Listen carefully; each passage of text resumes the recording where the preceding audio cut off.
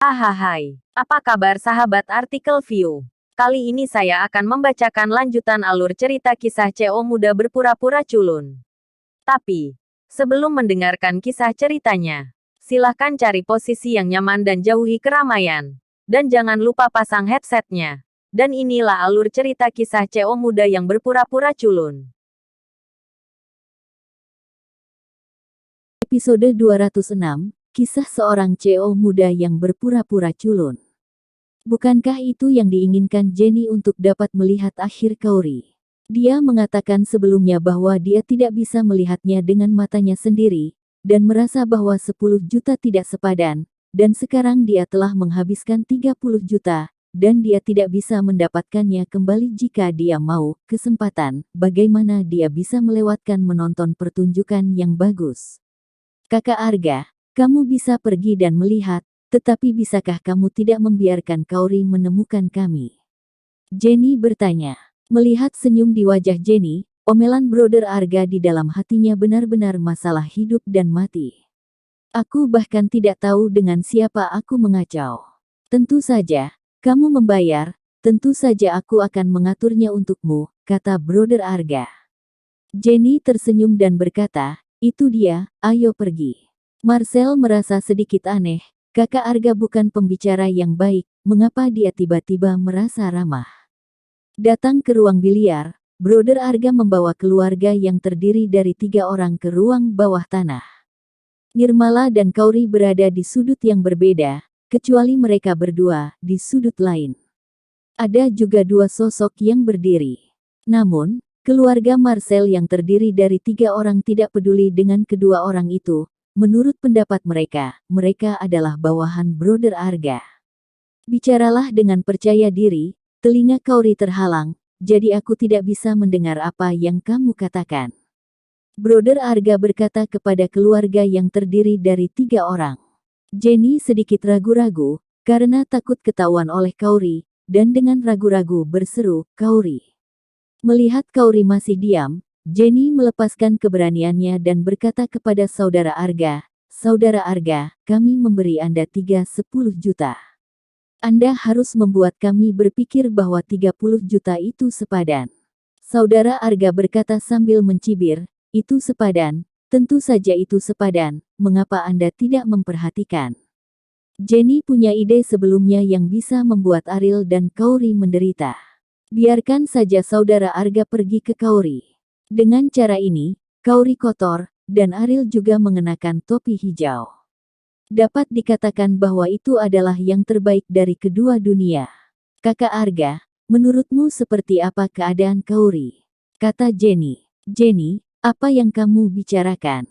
Albert menegur. Dia hanya berbicara santai di rumah sebelumnya, jadi dia terlalu malas untuk membantah kata-kata Jenny. Tetapi sekarang, bagaimana itu bisa dilakukan di depan Saudara Arga? Dia benar-benar ingin apakah Anda bersedia menonton Kauri dimainkan oleh Brother Arga? Jenny memelototi Albert dan berkata, Albert, kamu tidak punya hak untuk berbicara di sini. Apakah kamu lupa bahwa Ariel hampir membunuhku, dan bahkan memukuli putramu, bahkan jika dia mati, dia tidak bisa melepaskannya. Aku melampiaskan kebencianku, dan aku ingin dia tahu bahwa Kauri sedang dipermainkan dan membuatnya menderita. Jenny, Kauri adalah keponakanmu. Bagaimana kamu bisa begitu kejam, kata Albert. Jenny mendengus dingin dan berkata, keponakan macam apa yang bukan keponakan? Dia tidak memberiku uang dan bunga kepada Liu selama bertahun-tahun. Haruskah aku tetap bersimpati padanya dan mengasihaninya? Bukan kamu yang dicekik. Bicarakan hal-hal buruk. Setelah Albert melepaskan tinjunya, dia menghela nafas berat dan berkata, Jenny, dia memanggilmu tante. Aku merasa malu menjadi bibinya.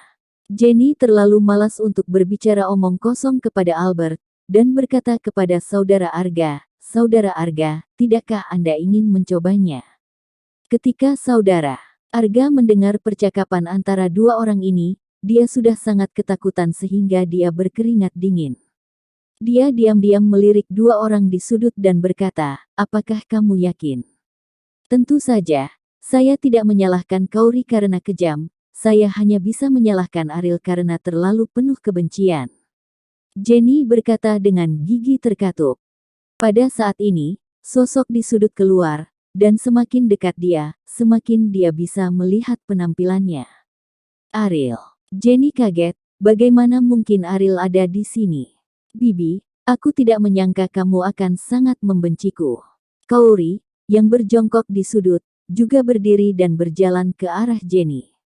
Wajah Jenny pucat. Ketika dia hendak menanyai saudara Arga, dia menemukan bahwa saudara Arga sudah berlutut di tanah. Saudara Ariel, saya telah memenuhi permintaan Anda. Saya mohon Anda untuk membiarkan saya pergi nanti. Arga berkata kepada Ariel, menundukkan kepalanya. Ariel, ini adalah trik yang kamu berikan padaku. Jenny mendengar ini dan akhirnya mengerti apa yang sedang terjadi. Saudara Arga tidak membawa mereka untuk melihat akhir Kaori, tetapi Ariel dengan sengaja mengatur untuk membujuknya agar mengucapkan kata-kata itu sekarang. Jenny, itu diberikan kepada Anda oleh saya, tetapi saya tidak meminta Anda untuk mengucapkan kata-kata itu sekarang. Di mata Anda mungkin tidak peduli dengan hubungan ini sama sekali, bukan? Ariel berkata ringan. Jenny tidak tahu apa yang ingin dilakukan Ariel, tapi dia bisa merasakan bahwa Ariel tidak akan membiarkannya pergi dengan mudah.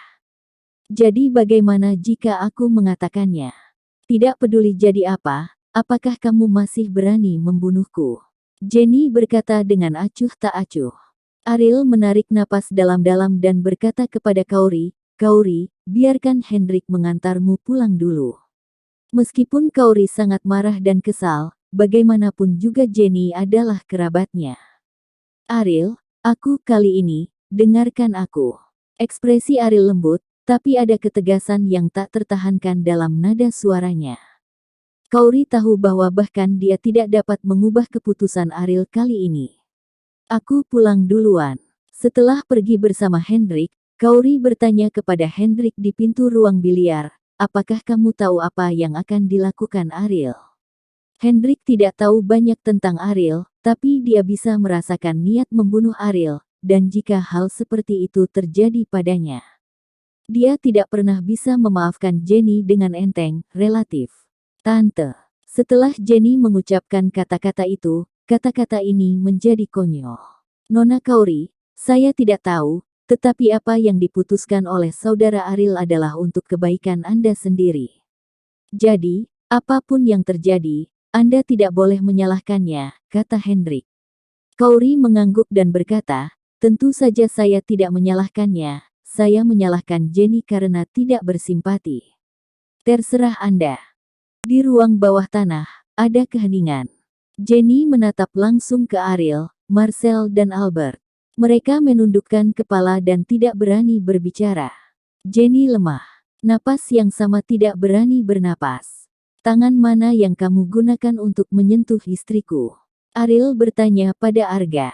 Arga yang berlutut gemetar, tetapi dia tidak menyangka Ariel akan memintanya untuk menyelesaikan masalahnya terlebih dahulu. Dia mengulurkan tangan kanannya dan berkata, Kakak Ariel, ini yang ini. Mulai sekarang, biasakan makan dengan tangan kirimu. Ariel berkata ringan. Oke. Arga berkata dengan berani, jangan ganggu kakak Ariel untuk melakukannya sendiri, aku akan melakukannya untukmu. Arga mengeluarkan pisau kupu-kupu dari sakunya, memegang pisau di tangan kirinya dan tangan kanannya keluar, telapak tangan, di lantai. Tangan kiri tiba-tiba mengerahkan kekuatan, dan sebilah pisau ditusuk dari telapak tangan. Satu pisau dan dua lubang, darahnya mengalir. Melihat pemandangan ini, Jenny dan ketiganya ketakutan. Arga adalah bos besar di wilayah Kabupaten Sunda. Sekarang, di depan Ariel, dia sebenarnya ingin melukai diri sendiri dan meminta maaf. Begitu pisau itu jatuh, Arga gemetar, tetapi tidak ada suara dari mulutnya. Setelah mengangkat alisnya dan menatap Ariel, Ariel menghunus pisaunya dan menikamnya lagi. Keluarga Jenny yang terdiri dari 3 orang.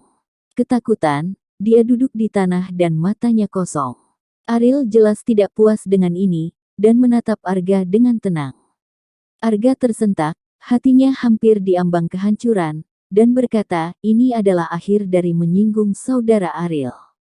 Saya, Arga, pasti akan mengingatnya di hati saya. Setelah kata-kata itu jatuh, Arga mengangkat pisau lagi, melakukannya lagi dan lagi. Dia terus mengulangi tindakan itu sampai seluruh telapak tangan kanan berdarah dan tidak berani berhenti. Marcel sudah takut dan buang air kecil, untuk seorang pengecut seperti dia. Hal semacam ini membuatnya takut bahkan jika itu terjadi di film, apalagi di depannya dalam kehidupan nyata.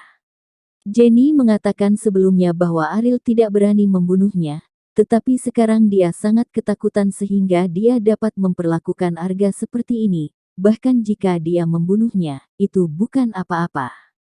Limbah. Tidak berguna. Menantu dari pintu ke pintu yang tidak berguna. Pada saat ini, Jenny merasa bahwa gelar ini konyol bagi Ariel.